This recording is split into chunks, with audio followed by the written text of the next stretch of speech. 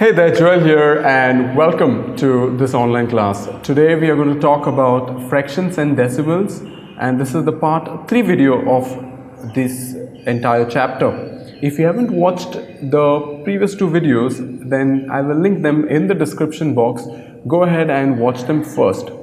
So in today's class, we'll just recap what we have studied and then proceed in studying a little bit more.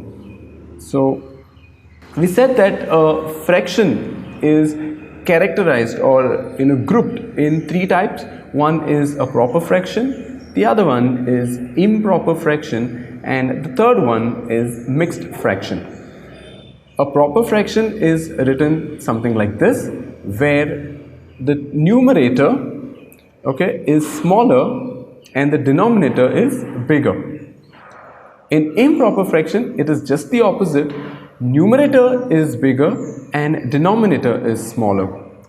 And the third type is mixed fraction, where it's a combination of a whole number type and a fraction altogether. So together we say it as a mixed fraction. It is not actually, it's not exactly a whole number as such, but it's a mixed fraction together. So how do we convert mixed fraction into improper fraction is what we'll discuss when we are revising now. The way we write a fraction on your book is something like this, and please make sure you write them correctly, because if you write them neatly, then you will be able to understand in a very simple manner. You can check it out over here. Next, finding an equivalent fraction. Whatever fraction is given to you, you can always find out its equivalent. What do we mean by this? If I would take that fraction and put it on a weighing scale, something that is balancing on the other side. How do we find equivalence? You just have to think of any number and multiply that number in the numerator and denominator. Simple as that. Whatever you can think of a number right now, go ahead, think of one number quickly, okay? That number you just multiply in the numerator and denominator. And I hope that you have thought of 2. So something like this, okay? And that would become 2 times 1 will become 2, and 2 times 6 will become 12. So this 2 upon 12 is an equivalent of 1 upon 6. Then we studied how to convert an mixed fraction into a improper fraction. So we take the denominator, multiply it with the number at the side, and then add the numerator. And all this thing is written under the same denominator. So 2 multiplied by 3, add 1 upon 2. So this will become 2 times 3 is 6 plus 1, 7 upon 2. So that's your from mixed fraction into an improper fraction. Next, we looked into how we can add 2 fractions together. So to add, first thing that we need to look at is, does all my fractions have a common or a same denominator? Now in this case, my denominator in the first one is 2, second one is 4, which means they're not same. And then there is a method of making them same. How do we do it? Just find out an equivalent. So you have to think of a number, correct? That number has to be such that when you multiply it with that 2, it has to give me that other denominator number. So 2 times 2 will give me 4. That's how my denominators are same. Okay, there is another way of finding it. We will look into it right now. And once the denominators are same, all I have to do is put them under one denominator and add the numerators together. So the numerator gets added, okay? The numerator gets added. So 14 and 19 will be added together and you will get 33 upon 4. Next is 3 fractions. I have to add, subtract, just like normal numbers, add them and subtract them. All you have to do is make the denominators same. So we have spoken about this in the previous videos, that we need to take all the denominators, write them down in the rough column, and think of a number, divide it, all the math calculation, and finally you will get one common denominator. You write that and add all the numerators together. So with all those calculations, this is what you will get in the end. So 5 minus 2 plus 12. How do you get? If that's your question, then please watch the previous videos to understand better. Okay, and the final answer for all the addition and subtraction of these three fractions is 15 upon 4. Now, let us proceed with this chapter, and before that, let's roll this intro.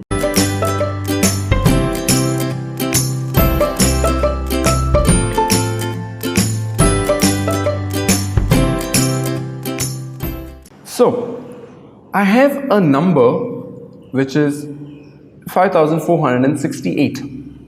Okay, now let us discuss its values. Okay, so that number, that place will be ones just before the decimal point, then we go to tens, then hundreds, and then thousands. That is how we can say it is 5468. Ones can also be known as units. Probably you have studied it as units, tens, 100,000, 10,000, and lakh, and 10 lakh, and crore.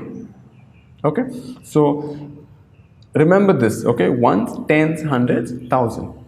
But what if my number had a little bit more after the decimal point? Then what do we call those part or those numbers? We'll have to call them as tens, hundreds, and thousands. Okay, and so on. So remember this, and we'll go ahead study a little bit more about this. So okay, ones, tens, 100,000 after the decimal point. Ignore. Okay, please ignore that sound. Tens, hundreds, and thousands. This THS which is added is after the after the decimal point, for numbers after the decimal point.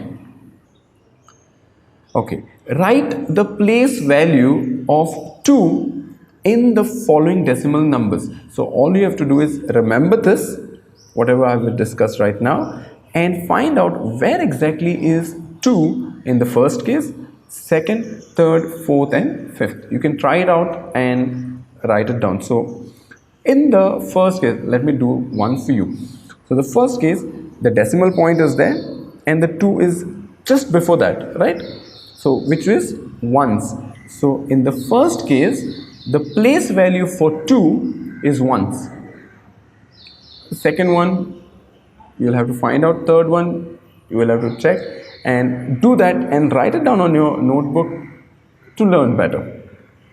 Because unless and until you practice, you're not going to learn. Okay. So we have a couple of questions over here. Let us discuss each and every one right now. Not all, a few. Okay. So which is greater, 0.5 or 0.05? Okay. So all I will do is write these numbers something like this. Okay. So I can write. Okay, before that, I have a number here which is 8. Okay, now this 8 is a whole number. Does it have a decimal point? Many of you might say, I can't see, so it is not there. But the decimal point is always on the right hand side of the number. If it is not seen, then it is there in the end. So like a full stop. Okay, remember it like that. If the number doesn't show up a decimal point, then it is like a full stop right at the end. Okay, so every number will have a decimal point. Now because there are no more numbers after the decimal point, we don't actually put that, but it is present in all the possible numbers when it is not shown. Okay, so it is like a full stop, it is right at the end. Does this number have a denominator? Okay, does it have a denominator? Many of us will say, no, I can't see it.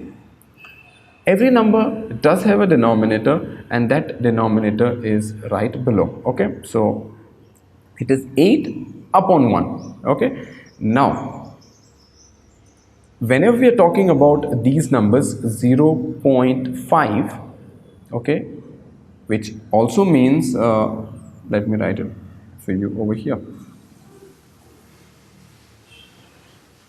Okay, so over here I can say 0.5, which has a denominator which is 1.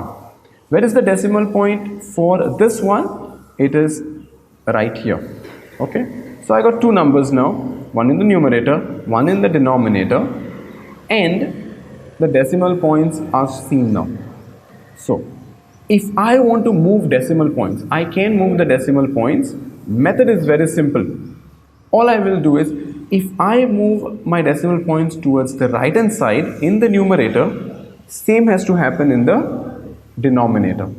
Okay, so which means this decimal point I will move it over here, and now since there is nothing there, I will still make a place for that number, and that's how I will get 5 upon 10. All right, so same way I can get 0.05. There's nothing there, which means the denominator is 1, decimal point is over here. Now I will move it 1, 2. How many steps? 2 steps. So this will become 1, 2, and the number will become 5 upon 100. Okay, now do I have an equivalent here? This denominator is 10, this is 100. Can I tell which one is greater, which one is smaller by just looking at them? No. So all I will do is multiply 10 in the numerator, 10 in the denominator. So this will become 50 upon 100. Okay, now when I do that, my denominator over here is 100, this is 100. Which number is greater in the numerator, 50 or 5? It is 50, right? Which means this number over here is my greater number. I hope you're able to understand. Initially you will find it a little bit difficult, like why follow such a big procedure, but it is very simple. Let me give you an example over here. It is 0.7. First number before the decimal point is same, 0, so both of them are on the same level. Next number after the decimal point is 7, here it is 5. Is 7 greater than 5? Yes, so here this number is greater. Okay, what about this? My first number is 7. After that I'll just write it for you here. So 7, decimal point is over here, next number is 0, and I have 0.7. Okay, now in this case, before the decimal point, what is the number? 7. In this case, what is the number? 0. Is 7 greater or 0 greater? 7, right? So that's how I can say that this number is greater. So I hope you are able to understand. You can try the next 3 and write them on your notebook and practice. Second, express as rupees using decimals. Okay, now we all know that 1 rupee, okay, let me write it down for you. Okay, so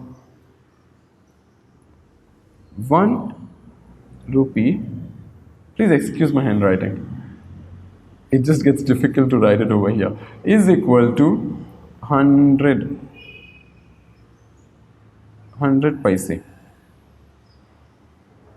Okay, so when I talk about 1 rupee, how many paise are we talking about? 100. So if I would have 200 paises, how many rupees would have been? 2 rupees, right? So same way, this express as rupees. So whenever you are writing rupees and paise, remember that we put the decimal point. Paise are written over here and rupees are written over here. So I'll just put R so that you remember that it is rupees. Rupees are written before the decimal point and paises are written after the decimal point.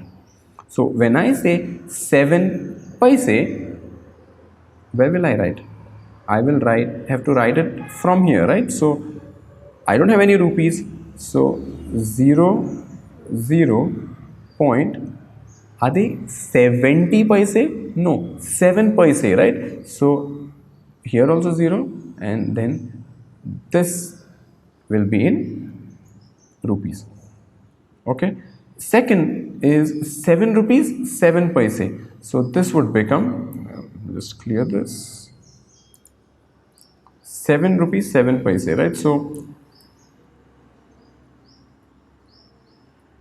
do I have a number over here? No, there's just 7 rupees, right? Not even 10, 7. So 0, this will become 7 rupees. Decimal point.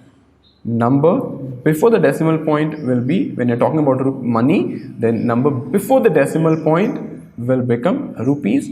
After the decimal point will become paise. So 7 paise will become 0, 7.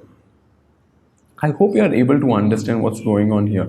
If I say 77 rupees 77 paise, or say 65 rupees and 32 paise, so 65, okay, rupees and 32 paise. So decimal point, number before the decimal point are rupees, so 65 and 32 paise. Okay, so that is how normally when you look at your any product that you have purchased from the shop, they will write the number, right? Whether it is a 3-digit number or maybe a chocolate, a Munch chocolate. So Munch is 5 rupees, I suppose. You all will know it better. Okay, so it will be written as 05.00.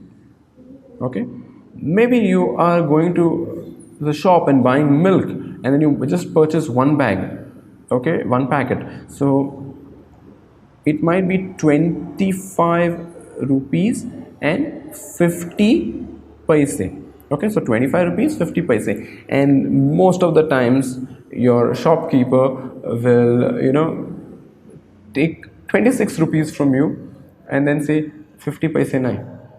So logically, it would be better if you would buy 2 packets of milk, because 25 plus 25 will become 50 rupees and 50 paise plus another 50 paise, because I told you, right, 100 paise is equal to 1 rupee. So the total amount of 2 packets will be 51 rupee. Okay, so remember that how do we write paise and rupees? Decimal point, number before the decimal point is rupees, after the decimal point is paise. Every number has a decimal point, and if it is not shown, that means it is like a full stop in the end. Okay, every number has a denominator. If it is not shown, it is 1. Then express 5 centimeter in meters. 1 meter, let me write here, 1 meter is equal to 100 centimeter. So you will have to find out what will be the value of 5 centimeter in meters, and 1 kilometer is equal to 1000, okay, 1000 meters. So keep these things in mind. You may get questions like what would be 1 kilometer is equal to, so you need to remember that. Okay, let's go ahead. Multiplying a decimal number with a whole number, simple. And I'll tell you what I've observed from students is most of the times the moment there is a decimal point, Students are like, "Muko zaina hai, muko zaina." It is simple. I'll tell you a simplest possible method to know how to do it. All you have to do is just forget about the decimal point for time being. Okay, not forever, for time being. So here, we'll solve the first one. So 0.2 multiplied by 6, multiplication, right? So now, all I'm doing is I'm forgetting the decimal point. So 6 twos are will give me 12. 1 on the finger, 6 zeros are 0 and 1. So 12, right? After you are done multiplication, all you have to do is look at the numbers which have a decimal point. So in this case, which number has a decimal point? Both the numbers technically, but we are going to look at the numbers which are there. You know, there's another number after the decimal point. So in this case, it is 0.2. So after the decimal point, how many numbers? One number, right? In the second case, do I have a decimal point here? I know it, but do I have a number there? No. So after that decimal point, there is just one number, right, which is 2.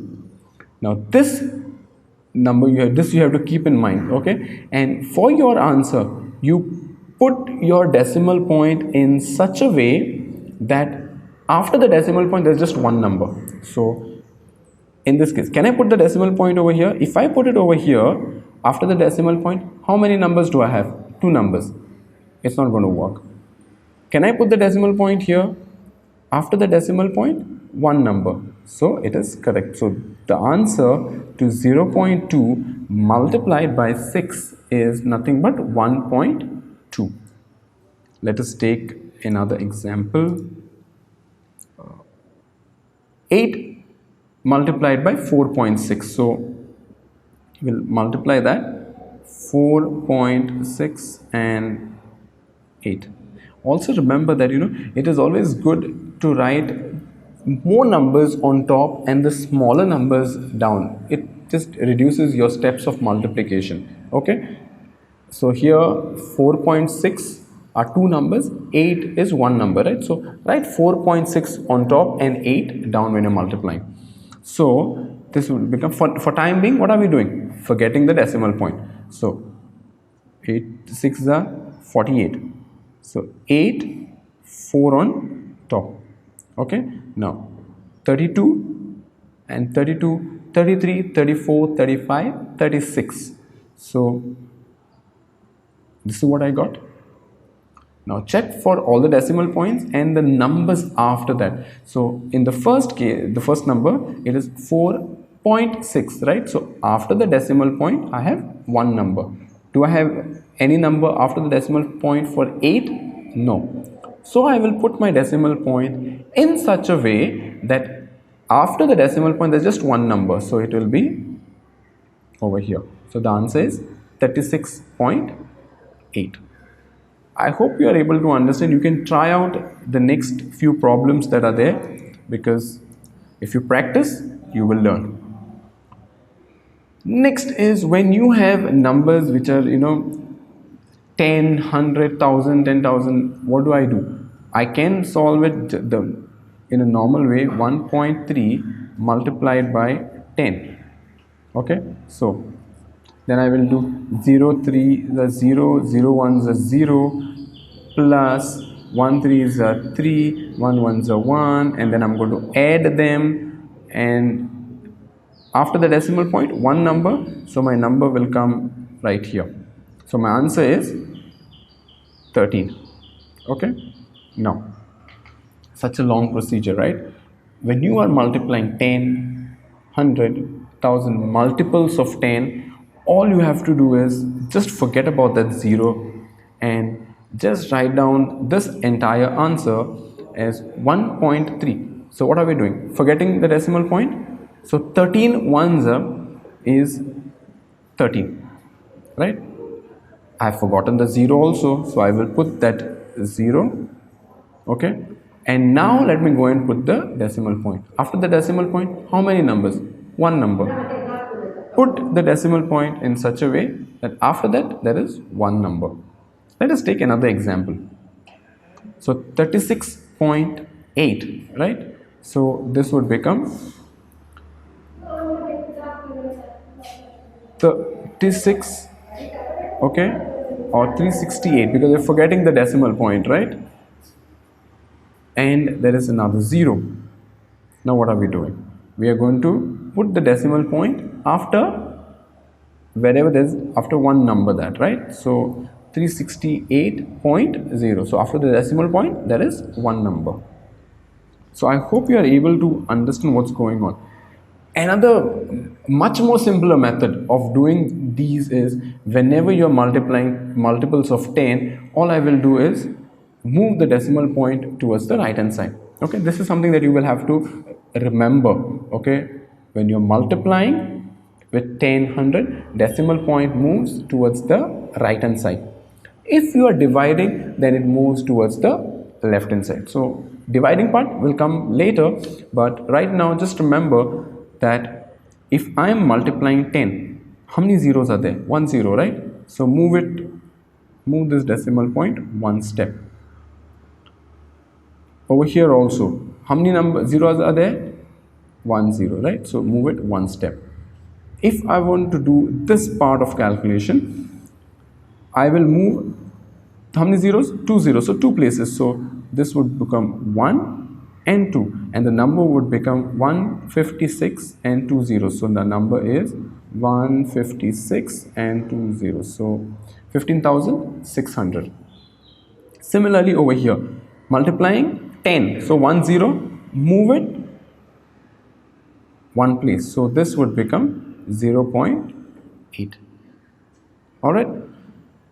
If this is getting a little bit complex for you and you're not able to understand, then I would highly recommend just rewind this video and listen to it one more time. Then you will surely get it. If you still can't get it, then do it again. And listening to it twice should just make everything clear in your mind. Okay?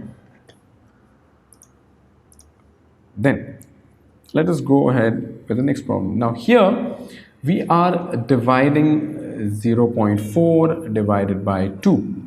Okay, now let me write these numbers. So first of all, 0.4. okay, do I have a number in the denominator? Of course, it is 1. Do I have a decimal point for 1? Of course, it is here. Alright, now this number is divided by 2.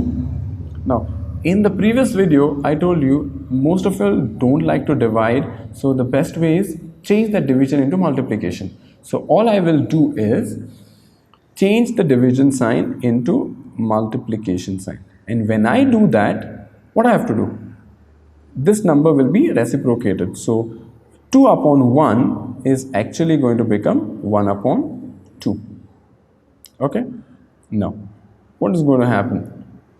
Here, the number would become 0.4 divided by 2.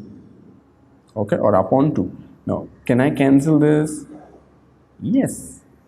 So, which number is in my mind? 2. 2 ones are 2. 2 zeros are 0. And 2 2s are 4. Decimal point written over here, this is cancelled. So 0.4 divided by 2 will give you 0.2. I hope you are able to understand this. Let us solve another one. So this will become 0.35, alright, upon 1. Change division to multiplication. 5 upon 1 will become 1 upon 5. Okay? And let's divide this now. Which number will I keep in mind? 5. So 5 ones are 5. 5 zeros are 0. 5 sevens are 35. Decimal point, write it down here. Answer is 0.7. I hope you are able to understand. You can try the rest of the problems and comment down below whatever your answers are, and let me have a look at them. Next is 4.8 divided by 10. So let me write it first. 4.8 divided by 10. Decimal point is over here. So I told you a simple trick right earlier. When you are multiplying with numbers like 10, 100 and so on, the decimal point multiplying, okay, will move towards the right hand side. If you are dividing, it moves towards the left. So here we are dividing it, right? So how many places? One place. So the answer will become 0.48. Okay, same way over here. We are dividing, which means take it one step towards the left. So this will become 5.25. We are going to divide it. So 0.7 moves this side. So it will become 0.07. Divide by 10, move it one step towards the left, so it will become 27.223. Okay, same way you can try the rest of the problems. Next is 7 divided by 3.5. So here what I will do is I'll just write 7, meaning 7 upon 1. Division, let us make it multiplication. 3.5 upon 1, when you are reciprocating it, it will become 1 upon 3.5. Okay, now decimal point is over here also. So what are we going to do? We'll move this decimal point one step right. This decimal point also has to be moved one step right. So this will become 70 upon 35. All right, so this would become 35 ones are 35 and 35 twos are 70. So your answer to this question is 2. So I hope you are able to understand this. Please, at the first hearing, you might find this little complicated and just feel like I just want to close this video and done. I don't want to learn this. Take some time, watch it again, and trust me, this is the most simplest thing that you can think of. Just that you need to hear it once again. I'm sure when you were in KG1 and you were first time holding a pencil in your hand and writing the letters, you found writing A, B, C, those letters very difficult, right? But did you stop learning? I'm sure not. You practiced so that you could become better, and now you are able, to close your eyes and write ABC. Maybe it might not be on the lines, but you can write. So the same way, practice these problems and you will become better. You will not be able to multiply them closing your eyes without looking at the numbers, but you will be able to write and practice and learn them if you practice. Okay, so next one is 36 divided by 0.2. So first of all, I will write 36 is upon 1, change division to multiplication, and this will become 0.2. What I'm doing, I'm moving my decimal point one step towards my right. One step. If I do that, then I have to do it in the numerator also. So here decimal point was at this place, and one step will give me another additional 0. Okay, so 360 divided by 2, okay, which will end up to be 180. That's the answer. So sometimes these numbers, to divide looks very complicated, but they can become very simple. So follow these steps to change the division into multiplication and just cancel it off, and that's it. You are done with it. Alright, with that I conclude this chapter, fractions and decimals. I hope you have enjoyed the chapter. I tried my level best to keep it simple as possible, and if you did understand, then please don't close this video without hitting that like button. And if this is your first time over here, then subscribe to the channel. It is right there, corner. Okay, subscribe to the channel. Till then, take care. Bye bye. God bless you. practice these problems. Bye.